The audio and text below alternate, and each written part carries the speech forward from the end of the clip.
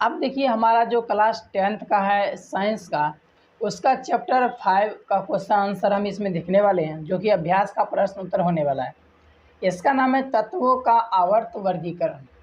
यानी कि जो भी हमने पीरियोडिक टेबल पढ़ा है, जिसमें क्लासिफिकेशन ऑफ एलिमेंट इसके बारे में बताया जाता है, जैसे कि ऑक्सीजन का परमाणु संख्या कितना है, कार्बन का परमाणु संख्या कितना है, हाइड्रोजन का परमाणु संख्या कितना है, इस तरह के।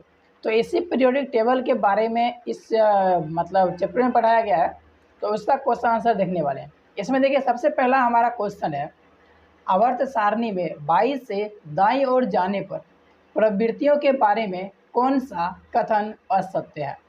अब इसमें से जो कथन असत्य है उसको हमें चूज करना है। देखिए इसमें ऑप्शन क्या सब दिया हुआ है। अब देखिए हमारा ऑप्शन नंबर 1 है, तत्वों की धात्विक प्रकृति घटती है। ये ऑप्शन सही है, क्योंकि जब हम जो आवर्त सारणी है उसमें बाएं से दाएं ओर जाते हैं तब धात्विक प्रकृति घटती जाती है।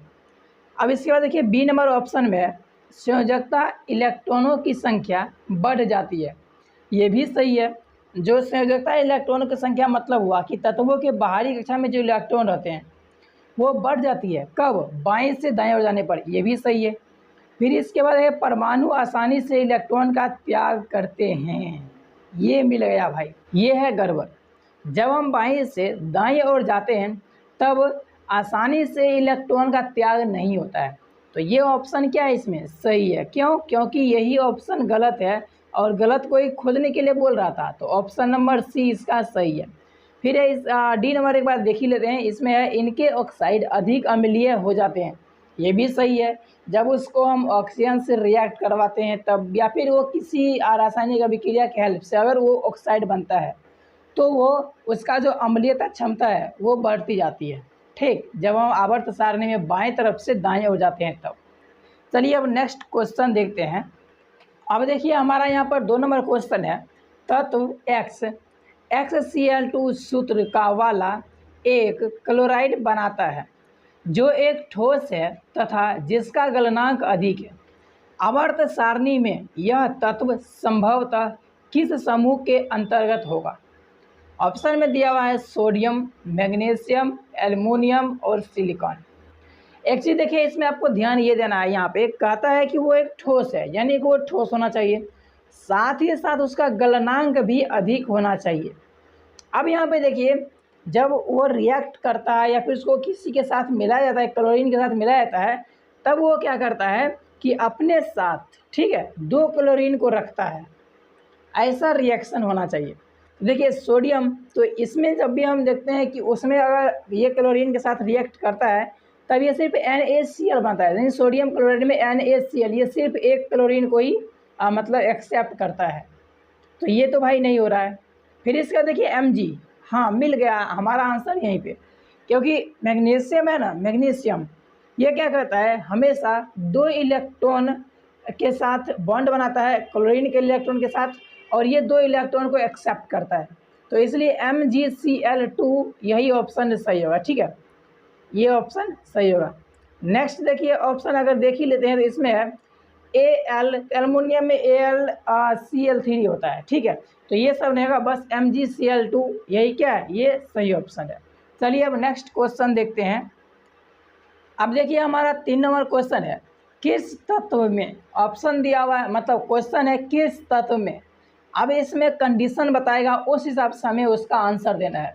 तो पहला है इसमें ए नंबर में 2 कोष हैं, यानी कि जो भी परमाणु है उसमें 2 कोष है, यानी तत्व का जो भी परमाणु है उसमें 2 कोष है तथा दोनों इलेक्ट्रॉन से पूरित है। यानी कि जो 2 कोष है, 2 कोष मतलब उसका हो गया कक्षा। ठीक है, तो उसमें 2 कक्षा है, जैसे K और L। यहाँ पे चलिए आंसर को ही देखते हैं, समझ में भी अच्छे से आएगा। देखिए इसमें है 2 कोष अर्थात K और L, ये क्या है, कक्षा का नाम है। कोष K में मैक्सिमम यानी अधिकतम इलेक्ट्रॉनों की संख्या कितना है, 2, क्योंकि कहता है भाई यहाँ पे क्या, इलेक्ट्रॉनों से पूरित है, यानी भरा हुआ होना चाहिए। तो K कक्षा में इलेक्ट्रॉन जो होता है 2 होता है। फिर इसके बाद कोष L में मैक्स इलेक्ट्रॉनों की संख्या, यानी अधिकतम इलेक्ट्रॉनों की संख्या कितना होता है, 6 होता है, सॉरी 6 कहते हैं 8 होता है। तो ये हमारा क्या हो गया, यहाँ पर एल का जो कक्ष है या फिर एल का जो कोष है उसमें इलेक्ट्रॉन पूरा हो गया। तो अब देखिए दोनों मिला करके दोनों कोष का कुल इलेक्ट्रॉन कितना है, 2 + 8 = 10, यानी कुल इलेक्ट्रॉन की संख्या 10। अगर इलेक्ट्रॉन का संख्या 10 है तो परमाणु संख्या ये भी क्या हो जाएगा, 10 हो जाएगा। और परमाणु संख्या 10 किसका होता है, वो होता है नियॉन का। ठीक, और आप अगर पढ़ाई की है तो ये भी आपको पता होगा कि नियॉन का जो जितने भी कक्षा होता है वो पूरा का पूरा इलेक्ट्रॉन से भरा होता है, इसलिए ये अक्रिय गैस या फिर निष्क्रिय गैस के अंतर्गत आता है। ठीक, चलिए अब नेक्स्ट क्वेश्चन देखते हैं। नेक्स्ट हमारे लिए क्या कंडीशन, अब देखिए हमारा अगला कंडीशन के रूप में जो क्वेश्चन है वो है इलेक्ट्रॉनिक विन्यास 282 है, यानी जिस तत्व का इलेक्ट्रॉनिक विन्यास 282 है उसका नाम क्या है, उस तत्व का नाम पूछ रहा है। देखिए कुल इलेक्ट्रॉन का संख्या कितना हुआ, 2 + 8 + 2 यानी कि बराबर हो गया ना, सॉरी बराबर कहते हैं 12 हो गया। फिर अगर ये इलेक्ट्रॉन का संख्या 12 है तो परमाणु संख्या भी क्या हो जाएगा, 12 हो जाएगा। और जब परमाणु संख्या 12 है तो 12 नंबर पे किस तत्व का परमाणु संख्या 12 होता है, वो होता है मैग्नीशियम का। तो मैग्नीशियम हमारा क्या है आंसर, इसका इलेक्ट्रॉनिक विन्यास 282 होता है। चलिए अब नेक्स्ट क्वेश्चन देखते हैं। अब देखिए हमारा नेक्स्ट क्वेश्चन है सी नंबर में, कुल 3 कोष हैं, यानी कक्षा कितना है 3, यानी KLM, तथा संयोजकता कोष में 4 इलेक्ट्रॉन है, यानी जो बाहरी कक्षा में जो इलेक्ट्रॉन का संख्या वो कितना है 4 है। तो अब देखिए कहता है 3 कोष, कौन सा, KLM, ये कोष का नाम हो गया। ठीक है, बाहरी कोष यानी बाहर में क्या है M है, जिसको संयोजकता या संयोजक कक्ष भी संयोजक कोष भी कह सकते हैं। तो उसमें क्या है M में इलेक्ट्रॉनों की संख्या कितना है 4 है। फिर देखिए कहता है कुल इलेक्ट्रॉनों की संख्या 2 + 8 + 4, ये कहाँ से आया। तो ये देखिए कि हमारा सबसे पहला कोष है यानी पहला कक्षा है, तो पहला कक्षा में हमेशा 2 इलेक्ट्रॉन होता है तो 2 हो गया, प्लस L में कितना हो गया, L जो है ये हमारा हो गया दूसरा कक्षा, और दूसरा कक्षा में मैक्सिमम इलेक्ट्रॉन 8 होता है तो 8 यहाँ से आ गया। और लास्ट में जो M है इसमें मैक्सिमम इलेक्ट्रॉन 8 हो सकता था, बट कंडीशन ये दिया है कि इसमें केवल कितना है, सिर्फ 4 इलेक्ट्रॉन ही है, तो इसीलिए इसमें 4 ही देंगे। और जब टोटल को ऐड करते हैं तो कुल इलेक्ट्रॉन का संख्या कितना होता है 14 होता है। अब इसी हिसाब से अर्थात परमाणु संख्या कितना हुआ 14, और 14 पर जो परमाणु संख्या 14 यानी 14 नंबर पे जो तत्व आता है उसका नाम क्या है, उसका नाम है सिलिकॉन, जिसका परमाणु संकेत क्या होता है Si होता है। ठीक, चलिए अब नेक्स्ट क्वेश्चन की तरफ बढ़ते हैं। अब देखिए हमारा डी नंबर क्वेश्चन है, कुल 2 कोष हैं, यानी कि कक्षा कितना है 2, जो कि क्या हो सकता है K और L हो सकता है, तथा संयोजकता कोष में 3 इलेक्ट्रॉन है। दूसरा कोष है L और उसमें कितना हो गया, उसमें 3 इलेक्ट्रॉन देना है, क्योंकि वही संयोजकता कोष हो रहा है ना, बाहरी कक्षा वही है L, तो L में होगा कितना इलेक्ट्रॉन, 3 इलेक्ट्रॉन। तो अब देखिए तत्व का नाम पता करना है। देखिए यहाँ पर दिया हुआ है 2 कोष अर्थात K तथा L। ठीक, ये कोष का नाम है। अब इसके बाद कहता है संयोजकता कोष अर्थात किसमें, L वाला में, क्योंकि बाहरी कक्षा में जो होता है जो कक्षा होता है वही संयोजकता कक्ष हुआ। ठीक है, तो संयोजकता कक्ष यहाँ पर L है, तो L में मैक्सिमम इलेक्ट्रॉन 8 होता है, बट कंडीशन है कि सिर्फ 3 ही रखना है, तो इसलिए संयोजकता कोष में 3 इलेक्ट्रॉन। इसलिए देखिए यहाँ पर है कुल इलेक्ट्रॉन की संख्या कितना हुआ 2, जो कि पहला कक्ष में K में कितना 2 और दूसरा में कंडीशन दिया है 3, तो दोनों को जब मिलाते तो होता है 5, यानी अर्थात परमाणु संख्या कितना हुआ 5, क्योंकि इलेक्ट्रॉन का संख्या टोटल इलेक्ट्रॉन 5 है तो परमाणु संख्या भी 5 हो जाएगा। अब 5 नंबर पे कौन सा तत्व आता है, तो तत्व का नाम क्या है बोरॉन। बोरॉन जो है ये 5 नंबर, इसका परमाणु संख्या 5 होता है। ठीक है, जो तत्व का नाम है इस कंडीशन के अनुसार ये हमारा हो गया इसका आंसर। चलिए अब नेक्स्ट क्वेश्चन। अब देखिए हमारा ई नंबर जो क्वेश्चन है इसमें है दूसरे कोष में पहले कोष से 2 गुने इलेक्ट्रॉन है। दूसरे कोष का मतलब यहाँ पर क्या हो गया, इस क्वेश्चन को जब पढ़ेंगे तो आपको ऐसा लगेगा कि हाँ कोष का संख्या सिर्फ 2 ही है। ठीक, तो 2 कोष हैं अर्थात K तथा क्या L। दूसरे कोष में अब पहले के 2 गुने हैं, यहाँ पर दूसरे कोष में इलेक्ट्रॉन, ठीक है, यहाँ पर होगा ई यानी इलेक्ट्रॉन, पहले के 2 गुने हैं। तो पहले कोष में कितने इलेक्ट्रॉन होते हैं मैक्सिमम, जो कि जिसका नाम है के है, तो इसमें होता है 2 इलेक्ट्रॉन, ठीक। अब इसमें कहता है कि दूसरे के 2 गुने, और दूसरे कोष में इलेक्ट्रॉन पहले के 2 गुने हैं, ठीक। तो यहाँ पर देखिए, यानी कि जो पहला कोष में 2 ही होता है, अब इसका 2 गुना क्या है दूसरा कोष में, यानी 2 से गुणा कर दिए तो हो गया कितना 4। इससे पता चलता है कि जो दूसरा कोष में इलेक्ट्रॉन का संख्या है वो कितना है 4, ठीक। अब हम निकालेंगे कुल इलेक्ट्रॉन, तो कुल इलेक्ट्रॉन की संख्या कितना हो गया, तो पहला कोष में तो 2 है और दूसरा कोष में कितना है, इसका 2 गुना यानी 4, जो यहाँ पर हमें आया था तो 4। तो देखेंगे दोनों को जब ऐड करेंगे तो हमारा कुल इलेक्ट्रॉन होता है कितना 6। अब कुल इलेक्ट्रॉन 6 है, तो इससे पता चलता है परमाणु संख्या का, तो परमाणु संख्या कितना है, ये भी 6 हो गया। तो देखिए अब 6 नंबर पे हमारा कौन सा तत्व होता है, तो 6 नंबर पे होता है कौन सा, कार्बन, जिसका परमाणु संकेत क्या होता है C, ठीक है, और इसका परमाणु संख्या 6 होता है।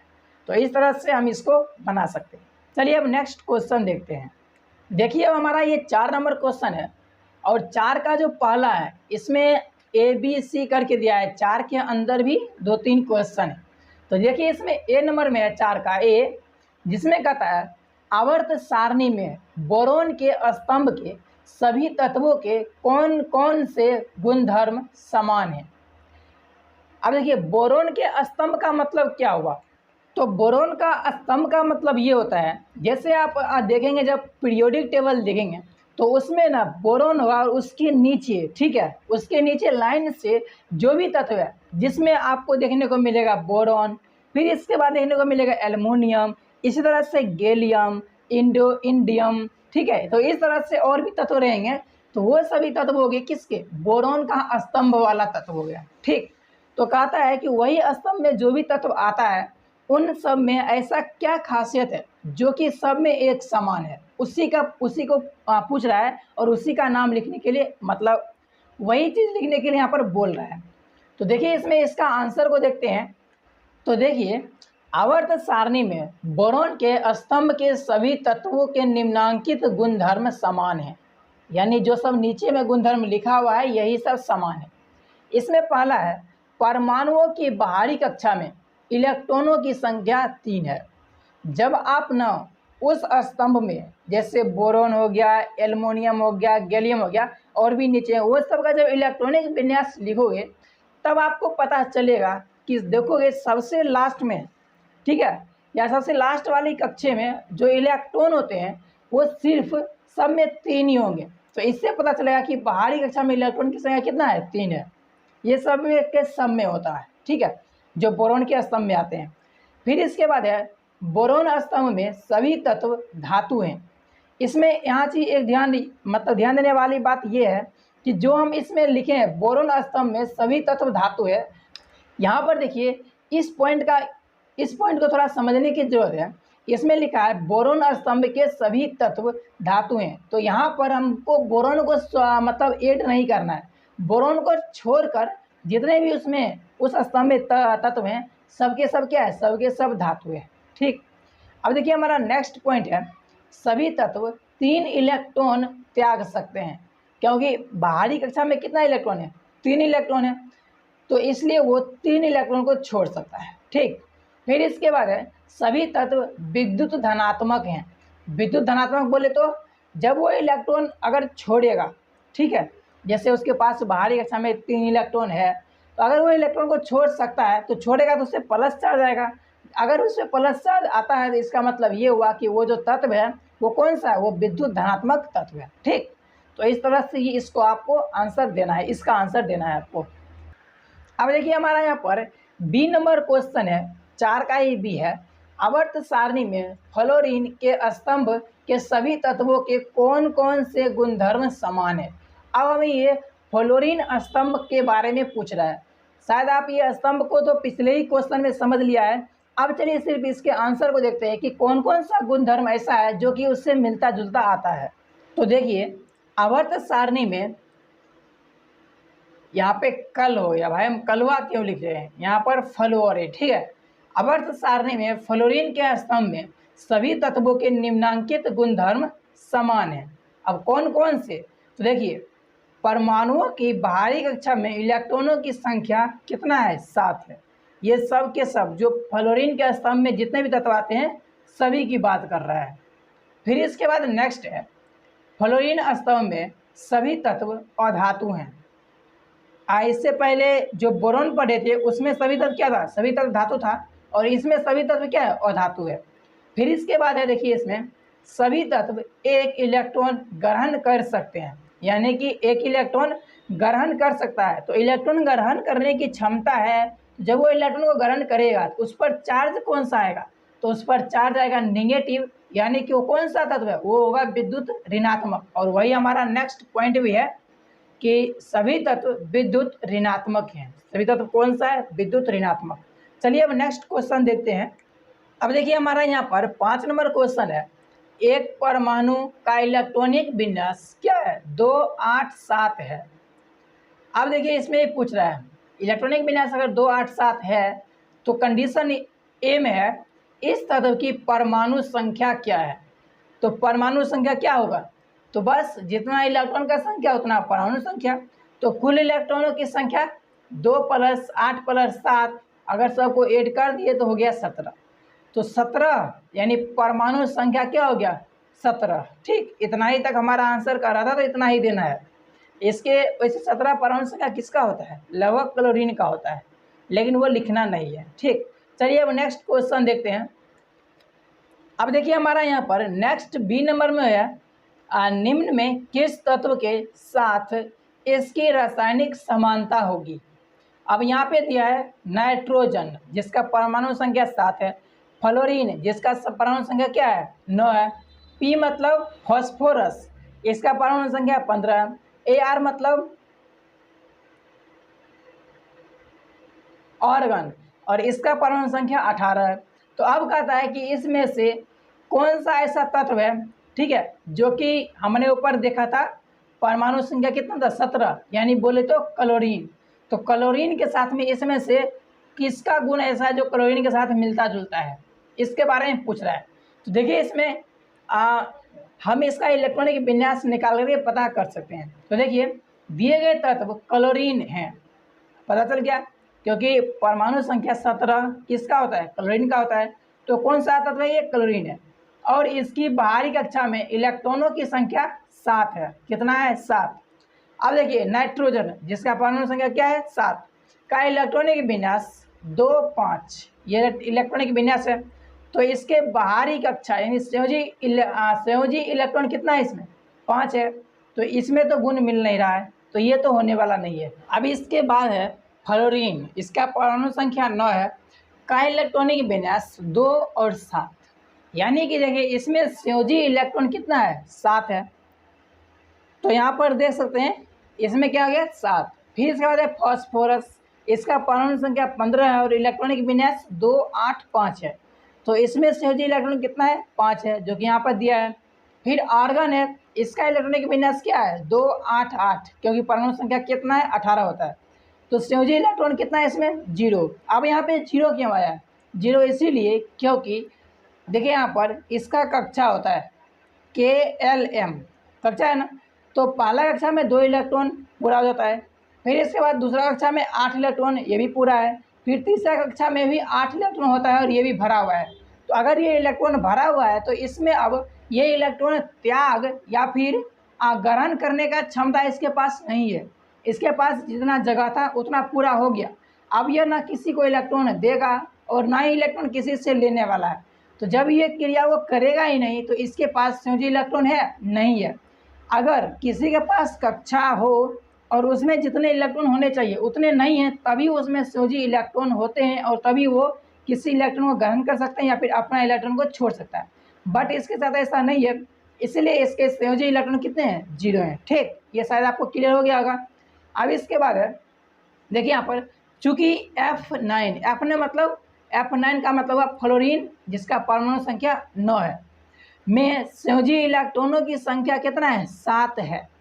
ठीक, अगर देखिए फ्लोरीन के संयोजी इलेक्ट्रॉन 7 हैं तो हमने जो क्लोरीन पढ़ा था, क्लोरीन का भी संयोजी इलेक्ट्रॉन 7 था, ठीक।